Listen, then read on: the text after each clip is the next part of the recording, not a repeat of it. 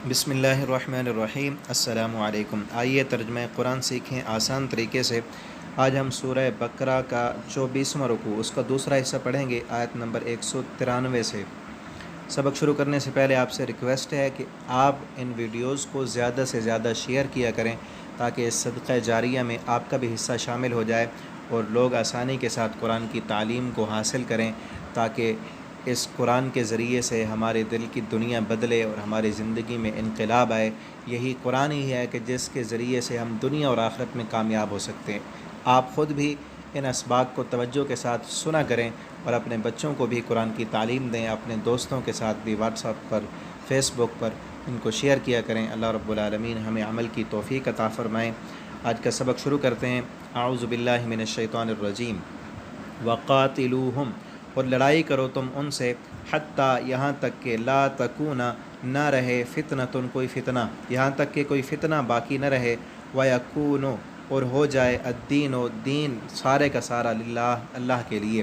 फ़इन इंतहो, पस अगर वो रुक जाएँ, फ़ला उद्वाना, पस नहीं है ज़्यादती, इल्ला मगर, अलज़्ज़ालिमीन ज़ालिमों पर, जो ज़्यादती करने वाले हैं उन पर तो ज़्यादती की जाएगी वरना किसी और पर नहीं। पिछली आयत में लड़ाई के अहकामात बयान हुए थे और यहाँ भी वही हुक्म है कि इन काफ़रों के साथ, मुशरकों के साथ, मक्का के मुशरिक जिन्होंने तुम्हें मक्का से निकाला, तुम पर जुल्म व सितम किए, अब उस वक़्त तक इनके साथ लड़ाई करते रहना है यहाँ तक कि कोई फ़ितना बाकी न रहे। ये फ़ितने की जड़ हैं। और आप तारीख़ सीरत पढ़ कर देखें कि मक्का वालों ने मुसलमानों के ख़िलाफ़ कितनी प्लानिंगें की, उन्हें घरों से निकाला, उन पर जुल्म किए, और फिर जब मुसलमान मदीना में जा बसे फिर भी वो सुकून से नहीं बैठे। बदर में आए लड़ाई करने के लिए, ओहद में आए लड़ाई करने के लिए, खंदक में, जंग अहज़ाब में तमाम जो है ना काफ़रों को साथ मिलाकर मुसलमानों को कुचलने के लिए आए और कितने फ़ितने उन्होंने बर्पा किए। अब जब मुसलमानों की क़ुव्वत और ताकत बढ़ गई, मक्का फ़तह हो गया, तो अल्लाह रब्बुल आलमीन ने फरमाया जब तक ये फ़ितने की जड़ ख़त्म नहीं हो जाते उस वक़्त तक तुमने इनसे लड़ाई करनी है। और मक्का बैतुल्लाह, अल्लाह का घर जिसमें उन्होंने बुत रखे हुए हैं, वो पाक नहीं हो जाता, और उसमें जिस मकसद के लिए वो घर बनाया गया, दीन सारे का सारा अल्लाह के लिए नहीं हो जाता, उस वक़्त तक तुमने इनसे लड़ना है। अगर वो रुक जाएँ तो फिर उन पर ज़्यादती नहीं करनी, ज़्यादती उसी पर होगी जो ज़ालिम है, ज़्यादती करने वाला है। आगे, अश्शहरुल हराम, हुर्मत वाले महीने, बिश्शहरिल हराम, हुर्मत वाले महीनों के बदले में हैं, वल हुर्मात, और हुर्मत की पामाली, क़िसासुन वो बराबर है। ये नबी सल्लल्लाहु अलैहि वसल्लम 6 हिजरी में उम्रा करने के लिए आए थे, तो मक्का के मुशरिकों ने उम्रा करने से रोक दिया, और वो हुर्मत वाला महीना था, और मुआहदा ये हुआ कि आइंदा साल तुमने आना है और इसी महीने में, वो भी हुर्मत वाला महीना ही होगा, फिर तुमने उम्रा करना है। तो आप सल्लल्लाहु अलैहि वसल्लम ने इस मुआहदे पर दस्तखत किए, तो अल्लाह रब्बुल आलमीन ने यह फरमाया कि हुर्मत वाले महीने हुर्मत वाले महीनों के बदले हैं। ये हुर्मत वाला महीना है, आइंदा साल भी तुम हुर्मत वाले महीनों में उम्रा करने के लिए आओगे।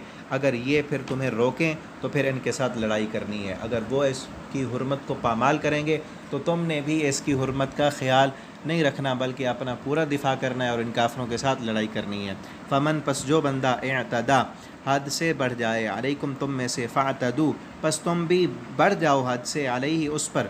जो बंदा इस महीने का ख्याल नहीं रखता, तुमने भी ख्याल नहीं रखना और उसके साथ लड़ाई करनी है। बेमिसले, मिसल उसके, मातदा अलैकुम कि उसने सरकशी की, वो हद से बढ़ गया, अलैकुम तुम पर, उसने तुम पर ज़्यादती की है तो तुम भी पूरा बदला लेना है तुमने। वत्तकुल्लाह, और अल्लाह से डरते रहना है। वालमू, और ये इल्म हासिल करो, वालमू और जान लो तुम, अन्नल्लाह बेशक अल्लाह ताला, मअल मुत्तकीन डरने वालों के साथ हैं। इस बारे में ये वालमू का जो लफ्ज़ है तकरीबन 6-7 मरतबा आया है, मैं निशानदेही करता हूँगा, और इसका माना ये है वालमू, इल्म हासिल करो, इल्म हासिल करो। ये अमर का सीगा है और जमा है, सबको हुक्म है। अल्लाह ताला फरमा रहे हैं वालमू, तुम सब इल्म हासिल करो। इल्म की कितनी ज़्यादा अहमियत है कि अल्लाह ताला बार बार फरमा रहे हैं इल्म हासिल करो। और कौन सा इल्म, कौन सा इल्म, हर आयत में जहाँ भी ये होगा ना मैं बतलाऊँगा कि कौन सा इल्म हासिल करना है, अपने तवज्जो करनी है असबाक में। वालमू, अल्लाह ताला फरमाते हैं ये इल्म हासिल करो कि बेशक अल्लाह ताला की मदद जो है वो मुत्तकीन के साथ है। तुम अगर चाहते हो अल्लाह की मदद मिले तो तुम मुत्तकी बन जाओ। व अतिम्मु, और ये कि तुम पूरा करो, अलहज्जा हज को, वल उम्रता और उम्रे को, लिल्लाह अल्लाह के लिए। जब बंदा हज का उम्रे का एहराम बांध ले تو اس پر لازم ہے کہ پھر وہ حج یا عمرہ پورا کرے۔